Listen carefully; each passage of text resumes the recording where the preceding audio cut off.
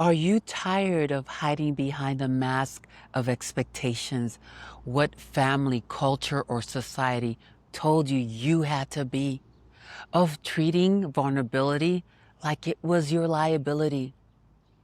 I used to think I had to hide who I was because it was weakness, a flaw that explained my failures. But what if the very things we were told to silence, my fears, doubts, emotions, are the things that make us strong? In this video, I'm going to outline a 4-step mindset shift to turn your weakness into strength. Hi, welcome to Mystical Traveler. I found a system that has allowed me to travel the world, be present with my kids as they grew up, and also financially provide for myself by taking inspiration from ancient knowledge, mystical teaching, and modern approaches, plus my life experiences. Now, I want to share what I have learned along the way with women who yearn a more intentional and mindful life. I have always been a highly sensitive person.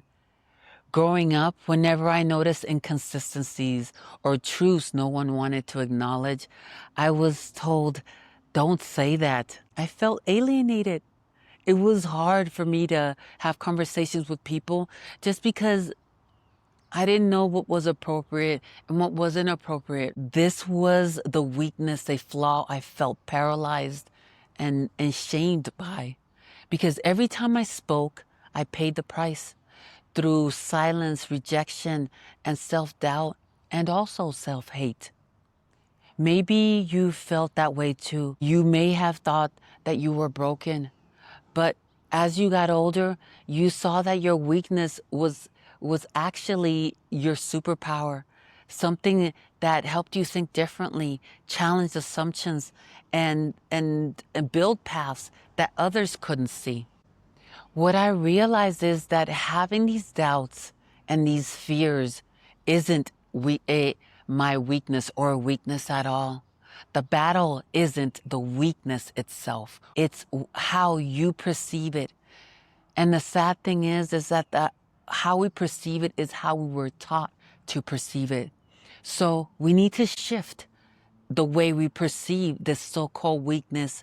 But first we have to understand why we think this way.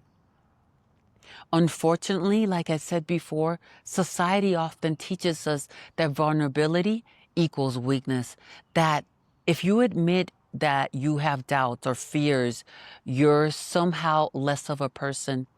And I want to tell you that that thinking, that way that we were taught, is distortion. It's distortion to keep you in control. In reality, your weakness, when you actually face it head on, becomes the entry point to your real power, because you cannot transform what you refuse to acknowledge. If you can't control how you see your vulnerability, you can't control how you can use it for yourself to elevate yourself. Think about people who don't take themselves seriously.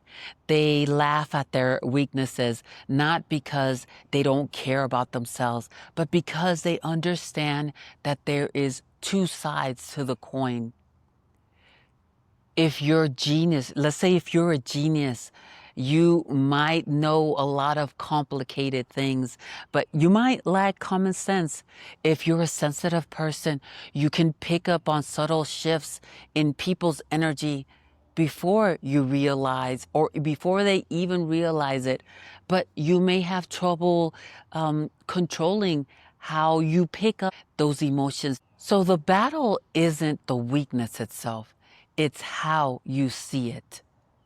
What society or the voices of influence call weakness can actually become the very thing that people like yourself can use that to excel in their growth in life. We're afraid that if we show our authentic selves, we'll be judged, we'll be rejected, and we'll also be misunderstood. So we silence ourselves and we retreat to our comfort zone, which is putting back that mask on. And in doing that, we cut ourselves off from the very thing that can actually set us free. What if weakness isn't weakness at all? What if it's the doorway to something greater, something truer to you? Your doubts force you to ask deeper questions. Your sensitivity makes you notice what others end up missing. Your vulnerability makes you human and unbreakable because you own and accept the part of you that is actually your strength, is actually what makes you strong. Weakness doesn't block the paths to strength. Weakness is the path. Carl Jung once said, until you make the unconscious conscious, it will direct your life and you will call it fate. So here's a way to make it conscious with a 4-step practice. Step 1, identify it. When you feel doubt, fear, or vulnerability, pause and name it. See what it teaches you and then own it. Step 2, ask, what hidden strength is this pointing to? Step 3, channel. Take one small action that uses it as a resource. Fear of rejection, speak your truth with precision.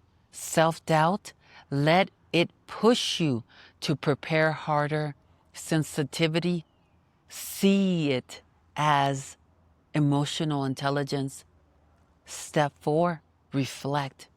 At the end of the day, ask, did this weakness actually guide me to growth? Without that check-in, you miss the chance to rewire the story you told yourself. Reflection is often something that you can use to cement and shift that self-doubt, that self-talk of I am broken, to this so-called weakness is actually a tool. Do this consistently, and you're going to start proving to yourself that this weakness that you call weakness is actually not the enemy. It's actually the key to a better growth, to a stronger growth in yourself. True power doesn't come from hiding your flaws. It comes from embracing them, integrating them, and letting them shape you. The next time your so-called weakness shows up, don't push it away. Recognize it, claim it, let it carry you forward, because your greatest doubts, they may just be the gateway to your deepest strength.